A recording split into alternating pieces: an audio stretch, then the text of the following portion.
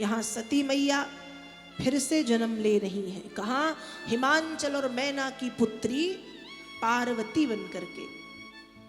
छोटी सी थी, जन्म हुआ 5-7 वर्ष की अवस्था। नारद जी आए हैं। नारद जी ने जब पार्वती जी को देखा तो मैया से कह दिया, ऐसा वर मिलेगा, अड़वंग वेशधारी, कपाली, जितनी सुंदर है उतना ही कुरूप, और जमाने भर की बातें बोल दी। अम्मा को चिंता हो गई कि मेरी बिटिया को ऐसा वर मिलेगा।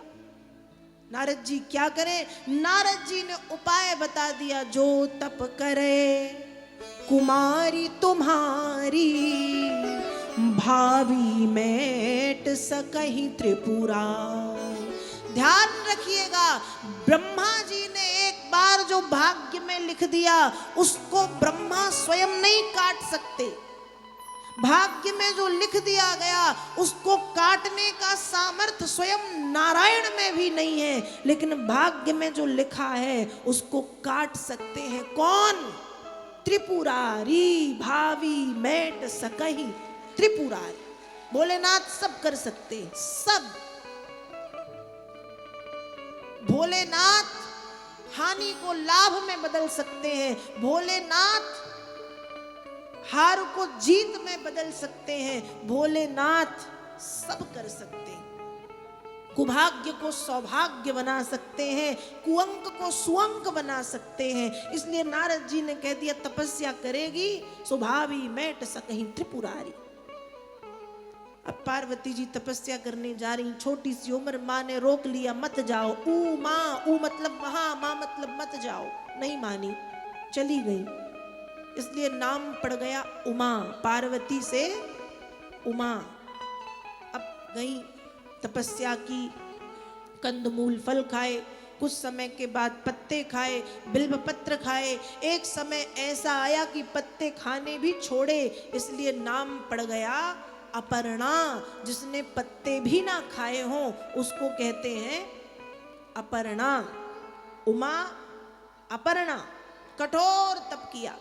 भगवान शंकर भी तपस्या से जाग गए हैं। सप्त ऋषियों को भेजा है कि जाओ परीक्षा लो, जो मेरे बारे में बुरा बोल सको उतना बुरा बोलना।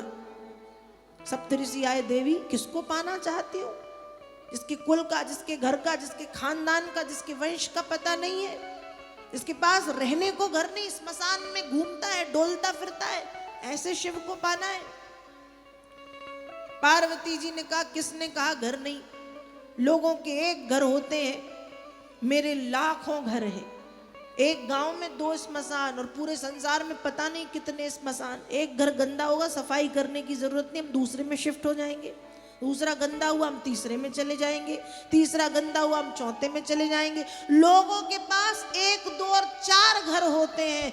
है कोई इतना धनवान जिसके पास लाखों घर, करोड़ों घर हो, करोड़ों घर? यदि वो स्मशानवासी हैं तो हमारे स्मशान ही घर है ना। अरे देवी जानती हो, वस्त्र नहीं पहनते। कभी मन हुआ तो बाघांबर लपेटते हैं, मृग चर्म लपेटते हैं, और कभी नग्न घूमते हैं। पार्वती जी कह रही, कितनी अच्छी बात, ऐसी ससुराल किसको मिल रही जिस जहां कपड़े भी ना धोने पड़े। अब कहा, देवी जानती हो अन्न धान्य नहीं है, भिक्षा मांग के पाते हैं। जिसके पास खुद नहीं वो तुमको क्या पवाएगा? पार्वती जी कहती हैं, तो बहुत अच्छी बात बताई। एक स्त्री के सबसे जीवन की सबसे बड़ी समस्या यही है, 3 समय का भोजन, सुबह दोपहर शाम। भोजन बनाते बनाते आधे से ज्यादा जीवन स्त्री का निकल जाता है। कितनी अच्छी बात है, बनाना ही नहीं पड़ेगा। कितनी अच्छी बात है, ऐसा ससुराल मिलना किसको जहाँ भोजन ना बनाना पड़े, जहाँ ये झंझट नहीं कि सुबह क्या बनाए और शाम को क्या बनाए और कल क्या बनाए, जहाँ ये झंझट नहीं। और रही खाने की बात, तो जब खुद भिक्षा मांग के लाएंगे, घर पे आएंगे, पत्नी को देखेंगे, अकेले थोड़ी खाएंगे, आधा खुद खाएंगे, आधा मुझे दे देंगे। सप्तऋषियों ने कहा कुछ नहीं है। पार्वती जी ने कहा अच्छा है, कुछ करना नहीं, न झाड़ू, न कपड़े, न बर्तन, न भोजन, सिर्फ भजन करना और कथा सुननी है। ऐसा ससुराल किसको मिलेगा? मैं तो धन्य हो गई, धन्य हो गई। आगे सप्तऋषि कुछ कहते कि पार्वती जी ने कहा, एक शब्द और यदि कुछ कहोगे तो यहीं जला करके भस्म कर दूंगी। सप्तऋषियों ने हाथ जोड़े, मां हम तो स्वामी के कहने पर आए थे, क्षमा करें। जय जय जय जगदम्बिके भवानी कहते हुए प्रस्थान कर गए। समय बीता, भगवान शंकर स्वयं पार्वती जी के प्रेम की परीक्षा लेने के लिए आए हैं और अपने बारे में ही जब अपशब्द कहने शुरू किए, पार्वती जी समझ तो गई पर फिर भी कहती हैं, आप स्वयं महादेव क्यों ना हो, एक शब्द और यदि कहा तो आपको भी यहीं भस्म कर दूंगी। इतना प्रेम जब देखा तो एक बार पुनः पार्वती जी के हाथों बिना दाम बिक गए और हाथ जोड़ करके बोले, अद्य प्रवत्त बनतांगी तवास्मि दासः। देवी मैं तुम्हारा दास हूँ, मैं तुम्हारा सेवक हूँ, मेरी पत्नी बनकर के मुझ पर कृपा करो। एक बार फिर शिव का हाथ पार्वती जी के हाथों में और विवाह की तैयारियां प्रारंभ हुई। हिमांचल नगर में विवाह की तैयारियां शुरू। इस बार माता पिता बड़े सहज हैं, जानते हैं कि बेटी का यदि मन है भोलेनाथ से विवाह करने के लिए तो तैयारियां बड़ी सहजता और बड़े प्रसन्नता से प्रारंभ कर दी हैं। और यहाँ कैलाश पर्वत पर भी बारात के जाने की तैयारी शुरू हुई। अब जब बारात जाने की तैयारी हुई तो भगवान भोलेनाथ का श्रृंगार किया गया। अब जैसे जब हमको अपना मेकओवर कराना होता है तो हम ब्यूटी पार्लर चले जाते सजने संवरने। अब भोलेनाथ के पास ले दे के वही हैं भूत प्रेत पिशाच साकनी डाकनी चुड़ैल राक्षसी, उन्हीं ने श्रृंगार कर दिया। अब श्रृंगार कैसा, कहा जस दूल्ह तस बनी बराता, कौतुक विविध हो ही मग जाता। श्रृंगार किया, बड़ी बड़ी जटाओं को बांध करके बड़ा सा जूड़ा बांध दिया, एक काला भुजंग ला करके सिर के ऊपर लटका दिया, कानों में बिच्छू के कुंडल पहनाए, गले में काला नाग लटका दिया, मुंडों की माला पहना दी। थोड़ी बहुत जो कसर बची थी तो चिता की ताजी ताजी भस्म ला करके चिता भस्मा लेपो गरल मसनम धिक पट धरो, पूरी शरीर में चिता की भस्म लगा दी। अब भोलेनाथ को नंदी पे बिठाया। अब महादेव नंदी बैठे उल्टे। देवी देवताओं ने कहा स्वामी एक तो नंदी बैठ के जा रहे हो, ठीक है आपका वाहन है, सीधे तो बैठ जाओ। भोलेनाथ ने कहा जब मेरे नंदी को कोई समस्या नहीं तो तुमको इतनी समस्या क्यों, पूछो नंदी से। अब नंदी ने भी सिर हिला दिया, मुझे कोई समस्या नहीं है, बैठे खड़े होके जाए, मुझे तो लेके जाना है। उल्टे बैठे। जमाने भर के भूत प्रेत पिशाच साकनी डाकनी राक्षसी चुड़ैल सब पधारे विवाह में। बारात दो भागों में बट गई। एक भाग में है ब्रह्मा विष्णु और गंधर्व यक्ष किन्नर अप्सराएं सारे सुंदर सुंदर सुंदर सुंदर, और एक समूह है जहां भगवान शंकर और उनके पूरे भूत प्रेत। अब बारात चली। हिमांचल नगर जब बारात पहुंची सबसे पहले छोटे छोटे बच्चों ने बारात देखी, और जब बच्चों ने बारात देखी भाग करके गए, मां दरवाजे लगा लो। क्यों? बारात नहीं भूतों की जमात आई है, सबको खा जाएंगे भूत, सबको खा जाएंगे।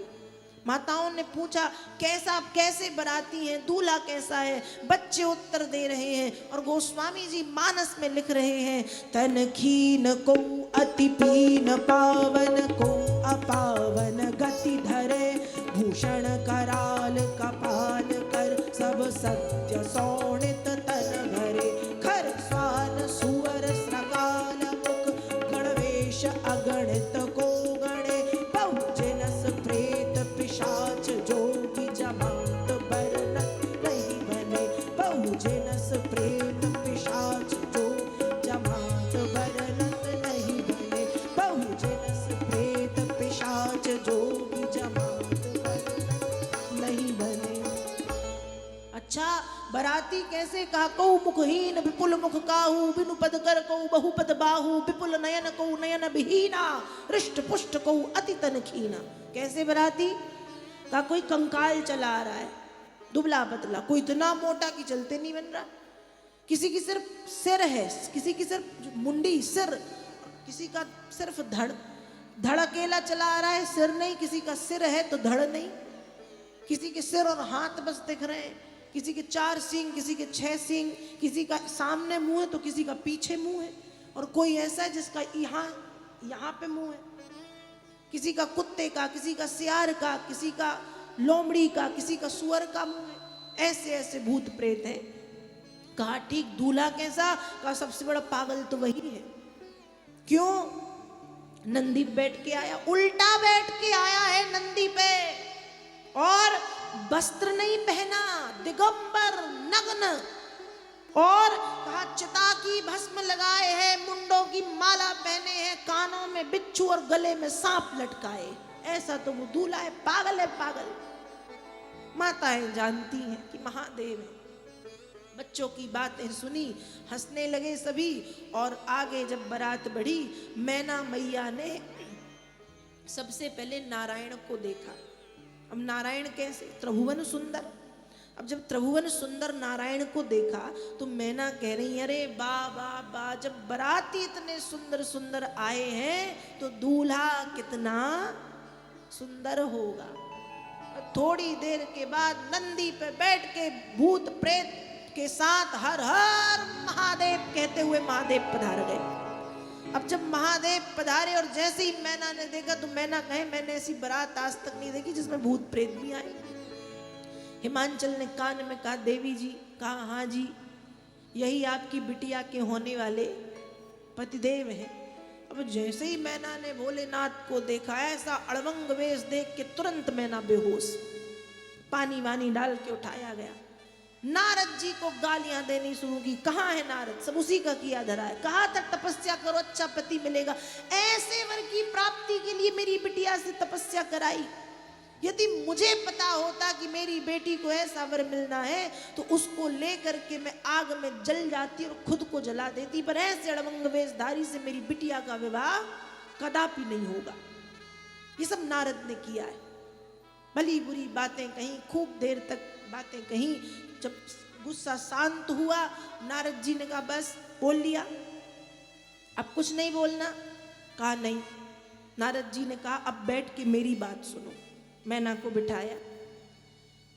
तुम जिसे अपनी बेटी मान रही हो ना, वो तुम्हारी बेटी नहीं है। मैना ने कहा मतलब? नारद जी ने कहा चुप, सुनो। जिसे तुम अपनी बेटी मान रही हो वो तुम्हारी बेटी नहीं, तुम भी उसकी ही बेटी हो। मैना ने कहा मतलब? कहा मतलब ये जो तुम्हारी बेटी बन करके पधारी है वो जगत की जननी पराम्बा, जगदम्बा, आद्या, अपर्णा, अनंता, अपूर्वा, मंगला, गौरी, कल्याणी, भद्रा, स्वयं ललिताम्बा तुम्हारे घर में पुत्री के रूप में पधारी। और आज से नहीं, सदा शंभु अर्धांग निवासिनी, जन्म जन्मांतरों से भगवान महादेव की अर्धांगिनी रही है। पूर्व जन्म में सती बनकर के आई, दक्ष कन्या सती। लेकिन किसी कारणवश भोलेनाथ से वियोग हो गया, और जब वियोग हुआ तो पुनः भोलेनाथ को प्राप्त करने के लिए तुम्हारी बेटी बनकर के पधारी है मैना। मन के संदेह का त्याग करके पार्वती का विवाह भगवान भोलेनाथ के साथ संपन्न करवाओ।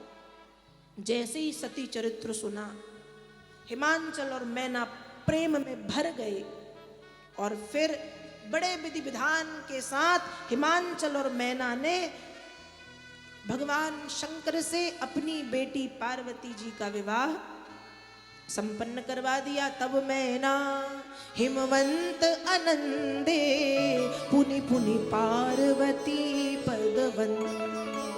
बार बार चरणों की वंदना की। यहाँ भोलेनाथ को जानकारी तो हो ही गई। कोई भी माँ चाहेगी कि मेरी बेटी को अच्छा वर मिले, सुंदर वर मिले। तो महादेव ने जब सुना कि वर सुंदर होना चाहिए तो अभी श्रृंगार भूतों ने किया तो भूतों जैसा बना दिया। लेकिन अब भोलेनाथ का श्रृंगार श्री हरि नारायण ने किया है। और जब अपने हाथों से नारायण ने श्रृंगार किया तो श्रृंगार तो किया, और महादेव के उस दूल्हा स्वरूप को चंद्रशेखर नाम दिया गया। भगवान शंकर का जो दूल्हा स्वरूप है उसे नाम मिला चंद्रशेखर। इतने सुंदर भोलेनाथ लग रहे। और ऐसा सुंदर स्वरूप शिव पुराण में भोलेनाथ के सुंदर स्वरूप का वर्णन है।